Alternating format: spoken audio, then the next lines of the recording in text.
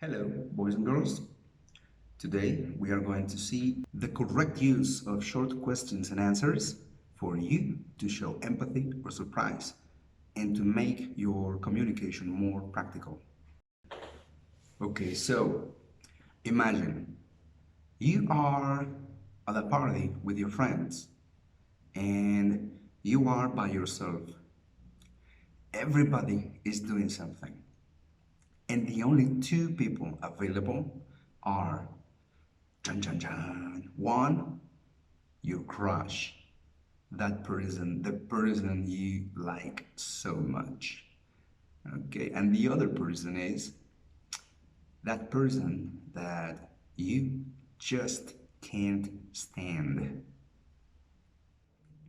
You rush to talk to your crush, and suddenly the other person is just in your way, right in front of you. And then the person starts to talk. Hey, I saw that you are free. My friend is, but I'm not. This party isn't very entertaining, isn't it? For me, it is. I was thinking about going for a drink. Oh, were you? I wasn't. Yeah, my friends want to go to another place. Ooh, do you? Oops, I don't. Oh, mm, I didn't like the food here. Really? Didn't you? I did. Actually, I haven't tried the snacks. Haven't you? I have. They're not delicious. Okay. Uh, I guess I'll go with my friends. Oh, you should. Enjoy yourself. As you can see, it is not necessary to use complete expressions. And this is how it works. In the talk, one person uses the verb be, and the other person responds also using the verb be, but expressing the opposite idea. Look, in that expression, one person uses the verb be in the negative form, and the other person uses it first in a question to show a little surprise or disagreement, and then expressing the opposite idea, affirmative. Then, one person uses the verb be, now in past, and the other person responds with the verb be, also in past. First in a question, and after expressing the opposite idea again. So we have, for a form of the verb be, you use a form of the verb be. Now I know this may look a little difficult, but it's not. When one person uses the verb be, you can respond or you can use another question to show a little empathy, to show a little surprise, using the form of the verb be. If one person says, I am, I can say, I am not. If a person asks, are you, I can ask, I am. So it is not always necessary to say yes or to say no. For example, if a person asks you, are you hungry? You can say simple, fast, very practical. You can just say, oh, I am, or I am not. You don't need to say yes, you don't need to say no. It can work with the verb be and with other actions, and that is the next thing. After we have, this time the person uses an action and the other person uses an auxiliary verb expressing the opposite idea. It's not difficult. For an action, you use an auxiliary verb. If you get confused, simply make a question, using the verb that you heard. For example, if The idea is want. Yeah, the person says, my friends want to go to another place. Okay, if you don't know what to use, then take the verb want and make a question. For the verb want, usually you ask, do you want? What is the auxiliary verb for want? Again, do you want? The auxiliary is do. For a third person singular, he, she, or it is does. Does she want? Does your brother want? Okay, for the verb want, the auxiliary can be do or does. The idea is something like, my friends want to go to another place. Mis amigos quieren ir a otro lugar. And the answer, whoops, I don't. So the idea for I don't is yo no lo hago, hacer qué, querer. The concept of the auxiliary verb depends on the action. For example, do you cook at home? I do. I do what? Cook at home. Now, maybe the idea or the concept is longer. For example, do you play video games every day online while you eat Doritos and drink horchata water? And the answer is just, I don't. I don't what? I don't play video games every day online while I eat Doritos and drink horchata water. The short answer or a short question are very practical. Back to the topic. Next, we have another expression, but now it is in the past and also it is negative. This time, it is easier. Remember that for negative expressions using actions in the present or in the past simple, you have to use auxiliary verbs. The short question is an expression of surprise, and in the short answer, the opposite idea of a negative is simply the auxiliary verb, but this time affirmative.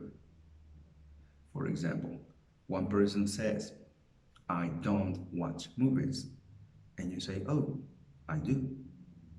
The person doesn't watch movies, you do. You do what? You watch movies. For example, you can say, I didn't go to school yesterday. And the other person can say, I did. I did what? Go to school yesterday. Auxiliary verbs are not only do, does, or did. You can also see, in this case, have and also has is the auxiliary verb for the present perfect. In Spanish, it is the haber. Yo he, tú has, nosotros hemos. And the idea is, no he probado las botanas. And in the answer, no. ¿No lo has hecho? Yo sí. Yo sí, ¿qué? Yo sí lo he hecho. That is the idea in Spanish. The haven't you is the equivalent of no, no lo has hecho. And the answer, I have, is the equivalent for yo sí. Yo sí, ¿qué? Yo sí lo he hecho. ¿Qué ha hecho? Probar las botanas. And finally, in this part of the talk, there is should. For short expressions, the use of modal verbs is very, very common. First, one person mentions his idea, and with the use of should, the other person says that it is a good idea. Other important modal verbs are may or might. They are very similar. For short expressions, they usually express possibility. There are more differences, yes. May and might are very similar, but in everyday use, they are considered basically the same. Yes, if you look for more information, you can find that may is used for the present or for the future, and might is used more for the past and, and other possibilities. But in the everyday use, now they are considered basically the same. So don't worry too much about the differences. Would. Would, for short expressions, for short answers, is in Spanish the lo haría. For example, if they ask you, are you going to the cinema today? And you can answer, I would if I could, but I can't. So the I would is lo haría. If I could, si pudiera, but I can't. Must. Must is a strong modal verb. So basically use it only when something is really obligatory. Yes? Remember that must is usually too strong for questions, and it is usually too strong for people that are not in the conversation. If you say I must, you must, we must, then it's because it is really obligatory. That person leaves, and finally you have your chance. You look, and whoa, surprise! Your crush is right in front of you, looking at you. Everything that person says is interesting for you. Hey, hi, how are you? Hi, I'm good. Why are you alone? Oh, because my friends are very busy. Are they? They are. You're not busy, are you? I'm not. It is a very nice evening, isn't it? It is, and I think it can be much better. Do you? You like dancing, don't you? I do, of course. I didn't think you could dance. Didn't you? I can, but I have never seen you dance. Haven't you? Well, let's dance. A short question in the right tone is an expression of empathy. And it is also very important because it also shows that you are paying attention. Expressions like really show interest, yes, but they do not show that you are paying attention. If you don't use an auxiliary verb or the verb be or a modal verb in the correct form, then the other person can see that you are not paying attention. For example, if in a conversation with a friend you say, I went out with my crush yesterday, and then your friend tells you, oh, are you? Then you can see that your friend is not paying attention and you can get angry. Or if a person says something, for example, if a person says, oh my, I love BTS, the Korean boy band or whatever that is. Okay, a person says, I love BTS, and then you ask, oh, did you? Then the other person can see that you are not paying attention. So be careful. Be careful with the use of auxiliary verbs or the use of the verb be or modals because they are a tool for you to show that you are paying attention and that you demonstrate interest. Back to the topic. Both people make a statement. If you say, you're not busy, then that is an affirmation. You are saying that the other person is not busy. But if you complete it with a short question, Then, you're not busy, are you? You are showing your opinion and then you need confirmation. Now, for the other statement, it's a nice evening. If you say it's a nice evening, then that is an affirmation. You are saying that the evening is nice for you. But when you complete with isn't it, then you are showing your opinion and you want to know the opinion of the other person. It's a nice evening, isn't it? You expect the opinion of the other person. Now, as you can see, these short questions can be used to ask for the opinion or for the confirmation of the other person. In the rest of the conversation, we have some other examples of that. I think it can be better. Now, for the question, you can have two things. One, if you want to focus, to concentrate the conversation in the part of I think, then you can ask, do you? But if you want to focus the attention on the it can be better part, then you can ask, can it? Now, in the conversation, the important part was the opinion of the person, so do you? Now again, we have a statement.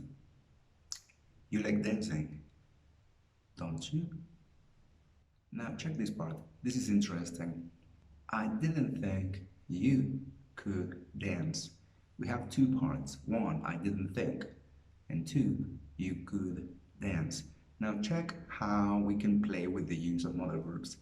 You don't need to always use the same modal verb. You don't need to always use the same auxiliary verb. That depends on your opinion. That depends on your idea.